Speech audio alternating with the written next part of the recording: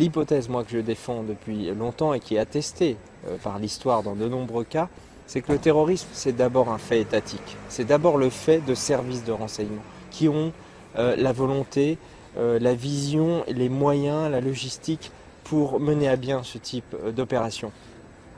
Mener à bien ces opérations en utilisant justement les illuminés, les idéologues, les fanatiques, qui existent bien sûr. C'est une sorte de moyens disponibles, moyens humains disponibles, et donc la création de cellules.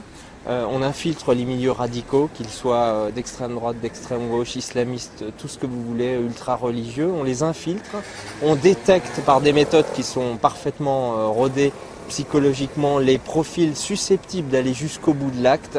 On canalise l'énergie de ces gens-là, on les amène jusqu'à la réalisation des attentats en les orientant. Et puis ceux qui ont préalablement infiltré les cellules, qui appartenaient au service étatique, disparaissent dans la nature.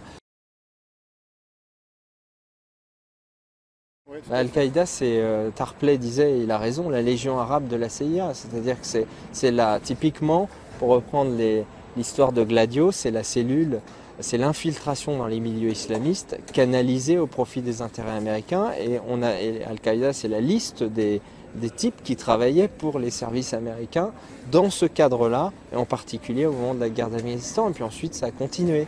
Donc Al-Qaïda, c'est ça. C'est à la fois, j'insiste, des gens qui peuvent être sincèrement des islamistes croyant se battre contre les États-Unis, croyant se battre contre, entre guillemets, cet impérialisme occidental, etc., ou le sionisme, et en même temps, ce sont des gens qui ne sont pas commandés par leurs propres idées, en fait, qui sont pilotés à distance par des gens qui se marrent bien, d'ailleurs, je pense, parce qu'ils doivent se dire quelle bande de crétins qu'on arrive à amener à se faire exploser avec des ceintures en pensant lutter contre nous alors qu'ils servent directement nos intérêts.